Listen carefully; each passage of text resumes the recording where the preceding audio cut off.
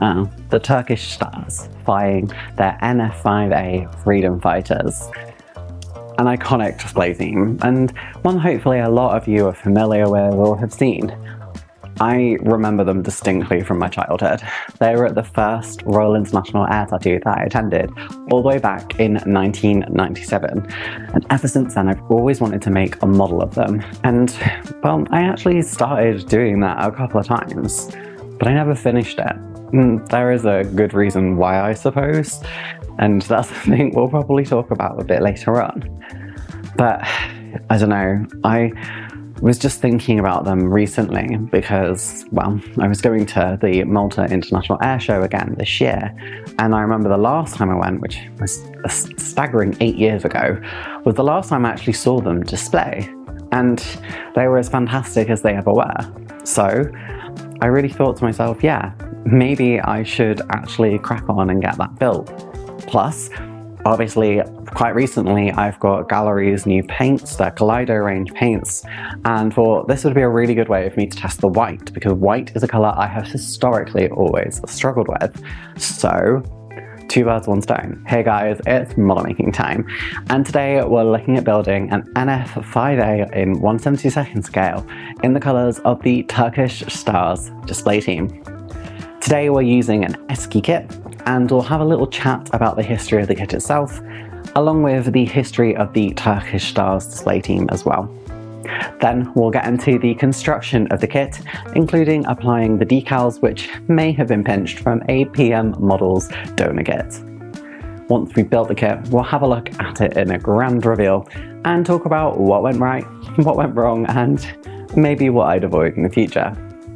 So I guess with that, we'll need to get into the history, and we'll swap things up a little bit today. Let's go into that Kitstory. Now, the kit we're looking at today was originally released by Esci, and I didn't know this until I bought it, but it looks like I got the OG release of this kit. Neat. Now, the reason I bought this, just for full clarity before going to the full Kitstory, is because everyone said to avoid the Airfix one, and basically said to get the Italia one because that's the old Esci one, and that's it, because it was the best representation in that scale. And I mean, the one that comes with the PM model kit, go and watch my F86 White Swans video on like PM models, because I don't dislike them, but these kits are so hard to get hold of to get the decals that, well, I needed to do it justice. So we're starting with the Esci kit from 1983, and this would be released a number of times under Esci's name, but it actually ended up being released under a load of different names as well. After Esci had released the kit in 1986, it was released by Revell, and they'll go on to release the kit a few times more. The person who I think owns the mold at the moment is Italia. They took a bunch of Esci molds, and they seem to be still releasing this kit. Between 2013 and 2014, we had a number of releases from Wolfpack Models. And in 2020, there was a hobby time release of the kit, before we've got the most recent release of the kit, which is in 2022 by Italia. Italia actually released a couple of different variants of the F5, including a Patou Suisse one, which is on my list to also do, but one when I've got much better airbrushing, because there's a lot of masking and airbrushing involved in that, and that kind of terrifies me if I'm honest.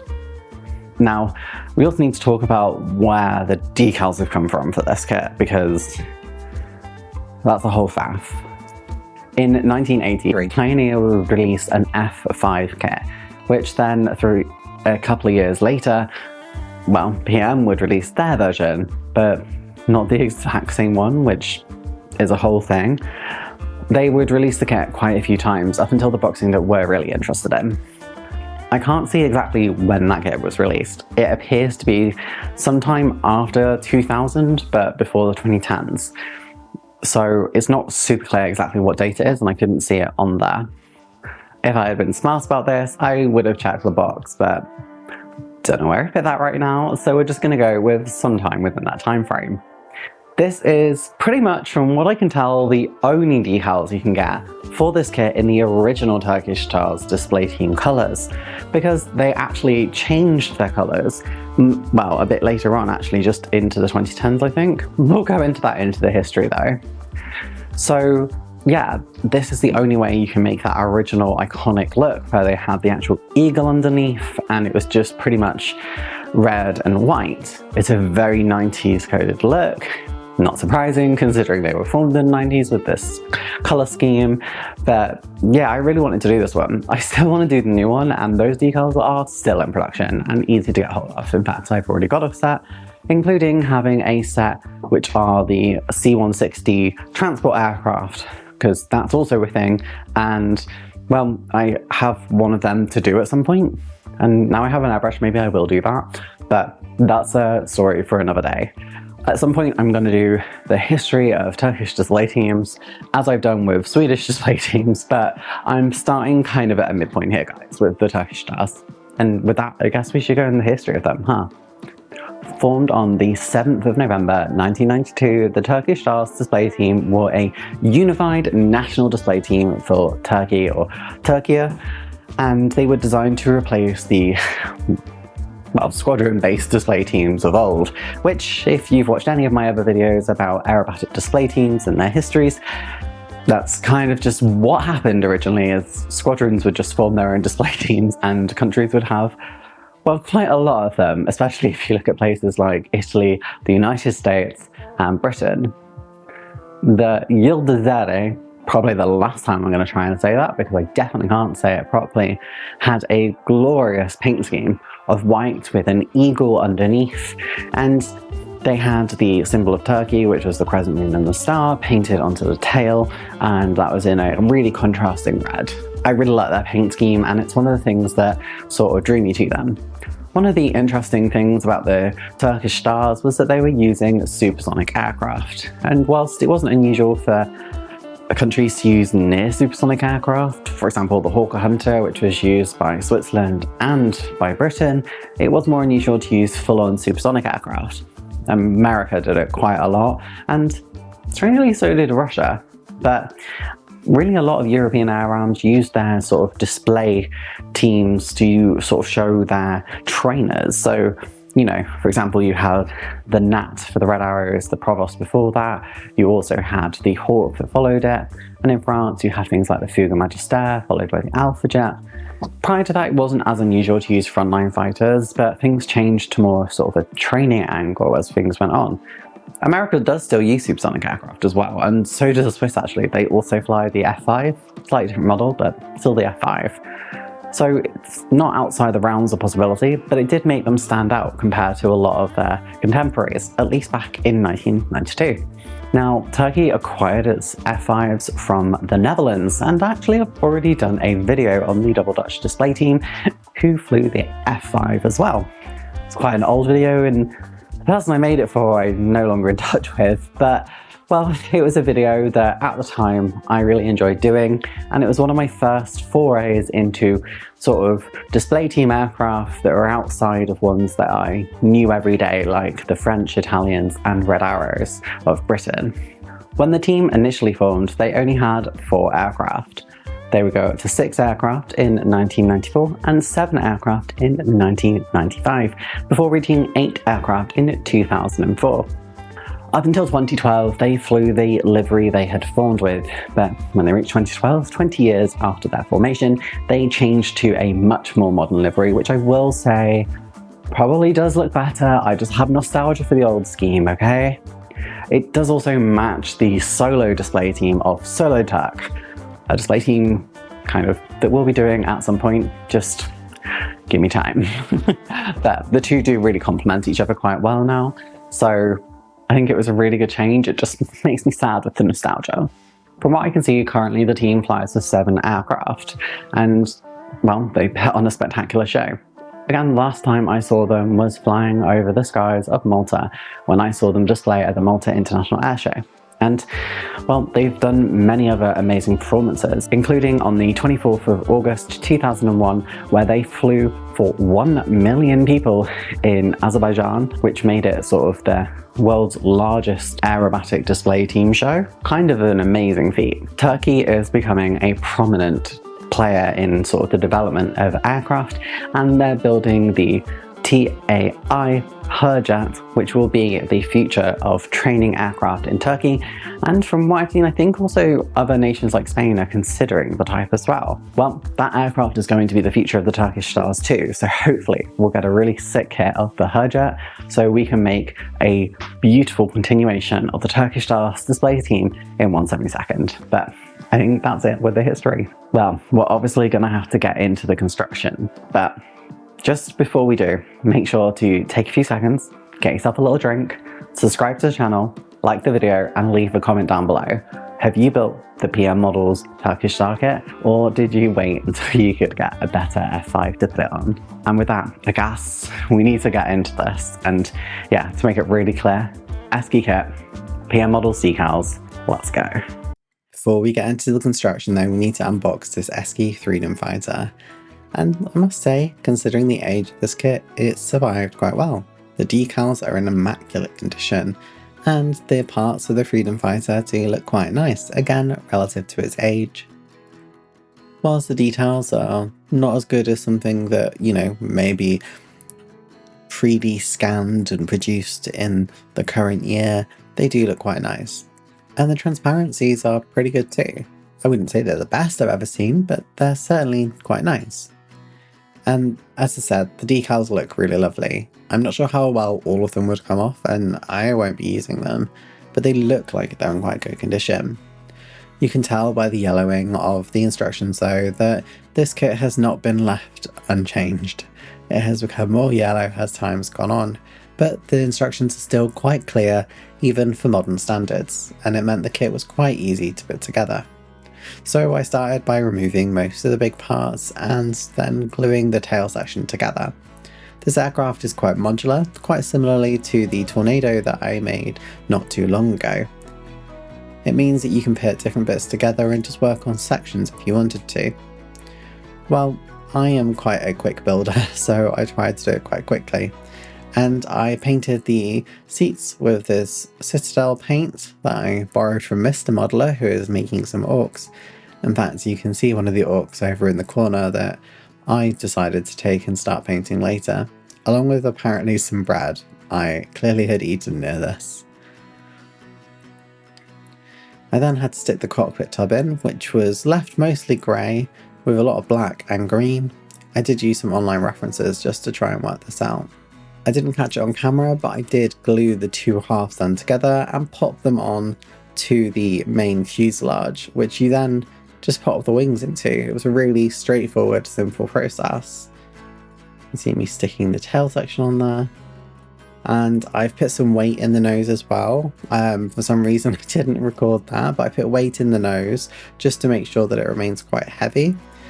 And then stick the wingtips on, make sure you get the right ones. And then the leading edge slats. There's a couple of smaller details you need to put in place too, but overall this kit is extremely simple. I did use some putty on the nose to try and make sure that it gets some sort of flush like match to the rest of the fuselage, and then sanded it down using the Flexi Files sanding sticks. It then came to prime this model, and I'm using entirely gallery paints for this model, or well, for the exterior at least. So I'm priming it with Gallery's white paint, and this went on really, really nicely. This dries really quick too, so it's really easy to get it all done in one day. Every now and again I might get a bit too much on there because I'm still learning how to do this. Now, initially I was using the PM Models one as well, that's why you can see this one here, because I did use it for some paint testing to see if I thought it was the right red. But in the end I didn't really finish that one, and I kind of just left it. So what you're seeing here is me masking up the actual F5, and that's the one for the Turkish Stars. And you'll see it almost looks entirely like it's masking tape, and that's because there's a lot of red that goes on this. Now this is the red that comes in the gallery set, and it happens to be a perfect match for the Turkish Stars. Now, I didn't get everything in one go, but I think I got quite a good coverage on this red, and it looked lush. Now, I initially thought I was going to use these tail section decals to put the sort of crescent moon and star on, but As you might tell from my side, it didn't work out that way because I forgot that, well, these old decals quite often don't have the white in them, do they? So initially I thought, oh, this will look okay. It's a bit discoloured, but it'll look fine, and the red matches perfectly. Yeah, no. Yeah, that's not how it worked. Because there was no crescent moon in the end, because obviously I painted the whole thing red, thinking it was the right thing to do. What I should have done is left it clear and then popped it on and then painted the bits around it. But sadly, I did it this way. So I thought of some alternatives. I bought some Posca markers, thinking I could just put it on that way. That didn't work. And in the end, I ended up just painting it on freehand, but you'll see that later on. Now, the nose does have these sort of decals that wrap around, and I initially messed these up, so I had to buy a second one of these models just to get the decals for them.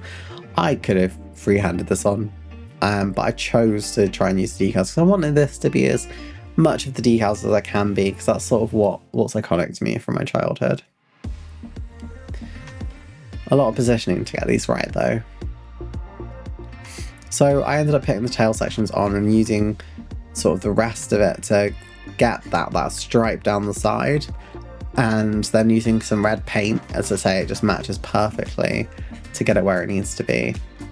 It was a bit of faff to get it in the right position. It was quite hard to work out from the pictures, so I just used as many references as I could to hopefully get it in the right place, and then using micro sets and microsol to get it in the right position.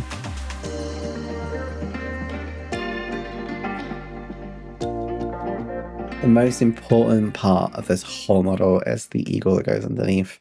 You notice there's a tail bit missing, and I thought I could get this on without that. I couldn't quite, so I did have to stick that back on. Now, I needed to make sure I positioned this right because it's not for the right model, of course, and meaning it probably wasn't going to fit properly. But I did sort of compare the sizes, and they are relatively similar sizes. There's a few differences, but I thought I could probably get something close to right on this. So I put it all on. Now you notice the landing gear bay has been put in. That's all going to get a cutout, and I'm going to sort of manually reapply it and pop it onto the landing bay so it sort of matches as closely as I can. Now the front bit of this, the very top bit, did end up breaking off, so I do have to replace that later on. I'm not sure if I caught that on video.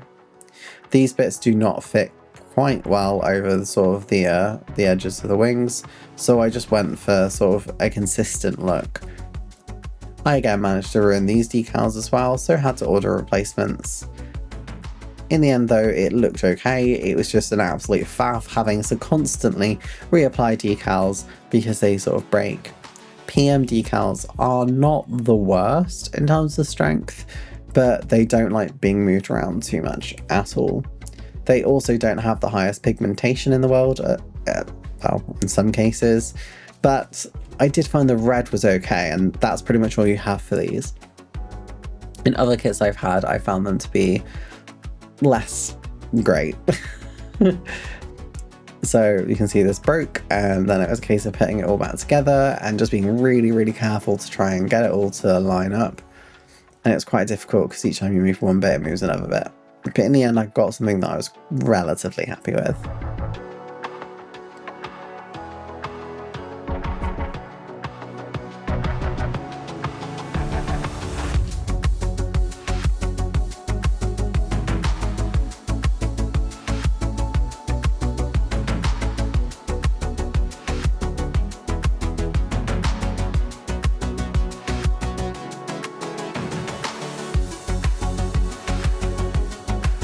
Well, you can see an entire chunk missing, and that can mean only one thing, that we had to replace that front section, as I said. So I cut it where I thought it should be, and then just went and replaced it. This was really tricky to make sure I got a really nice finish on it, but in the end I think it looks okay. I think you can tell there was a cut on it, but it's the best I'm gonna get. And yeah, the nose also broke off. So I had to glue that back on, and this was partly due to me being impatient and not letting it fully dry, and then holding it from the nose way too much. So it ended up snapping off, and we had to resort the whole nose all over again. As I say, I had to replace the front section because they were in the decals on it, so that wasn't the worst thing in the world. Now here you can see me painting the crescent moon on and the star, and I will say this didn't end up being the best. Like, I definitely could have done better. I don't know, I just kept ruining it and having to redo it over and over again. And I don't think I got quite like the angling or positioning quite right, but I did the best that I could.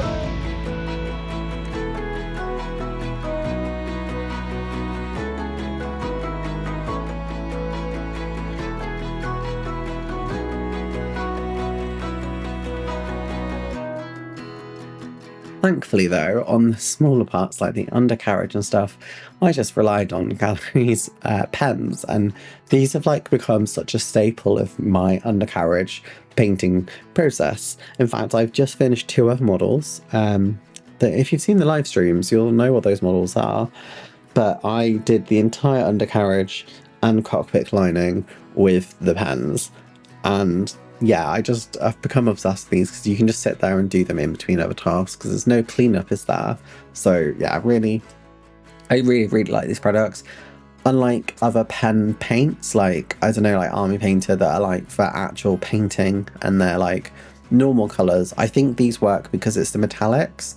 So I've started painting a lot of engine exhaust sections with the pens and most of the landing gear bays, and it really does work. It's just, you have to use them the right way, and it's mainly for covering small sections and getting like base layers or building some texture down, rather than like using it for like, you know, the proper modelling section.